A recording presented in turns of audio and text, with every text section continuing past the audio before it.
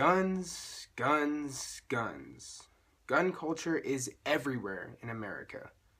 It's in our news. To try and limit your Second Amendment rights, House Republicans are vowing to fight for law-abiding gun owners. Now, It's in our movies. Say hello to my little friend! It's in our music.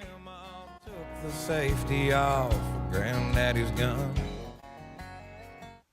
Seems like today it's hard to avoid gun culture, but that's something that I've been trying to do my whole life.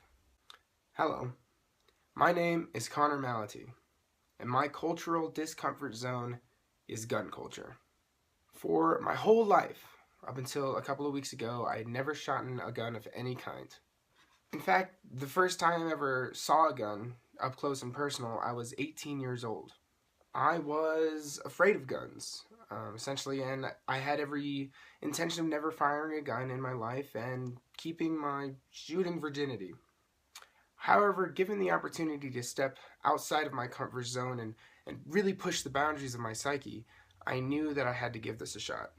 Before making entree, I was terrified. Alright, so we're out here at the Pawnee Grasslands, moments away from taking my first shot out of any gun in my entire life. Needless to say, I'm really nervous, my heart is pounding, a little scared, a little excited. We'll see how it goes. But my fear quickly turned into an adrenaline-induced firefight. And wouldn't you know it, after over 4 hours of shooting, my fear was still there, but it got a lot better. My thoughts on guns will never change, and they didn't change during my investigation. I still think that guns are dangerous, but at least now I'm not afraid to shoot one. Both my thoughts and my feelings influenced my behavior during my research. Before and after the very first shot, I was shaky, I was nervous, I was just uncomfortable. But after 3 days of shooting and over 200 shots fired, I became a little bit more relaxed behind the barrel. My trembles went away, my stance got stronger, and my aim even improved. So I had to say that my inward investigation was a complete success. And even though my thoughts about guns didn't change, my feelings and behavior towards them most certainly did. So now moving into the outward investigation. The location of my CDZ was in the Pawnee Grasslands, about 45 minutes northeast of Greeley. Now, as far as looks and smells, my senses weren't overwhelmed.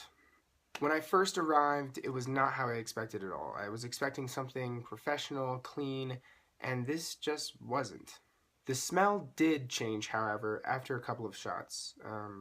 Once we were getting into it, the air became saturated with a smell of burnt gunpowder. It smelled vaguely like fireworks. It's pretty nice. Socially, one thing stood out for me in particular. Whenever someone was shooting, nobody said a word. Now, this could have been because anything that you had to say would just be muffled out by the sheer decibels given off by the gunshots. This might be because everyone likes to watch those beer bottles get decimated into 1,000 pieces. Or it could be just out of respect. Whatever the case, when those bullets were in the air, everyone's lips were sealed. Moving on to my interview, I got my interview from a guy named Patrick Fox. I chose him because of his long history with guns and his expertise on the subject. One key insight that I got from him was that the more trained you are on gun safety, the more comfortable you'll be behind the barrel. Who knows, maybe that was the reason I was so afraid of guns, is because I never really knew how to use one properly. After completing this project, I have learned one truth. If you're gonna face your fears, face them head on. And most of our personality and opinions is learned from the ones that are close to us. And if you don't try something new every once in a while, you could have opinions that were formed long before you got to see and explore both sides of the coin. I hope you enjoyed my CDZ. And remember, if you're afraid to try something new, don't be. All you have to do is pull the trigger.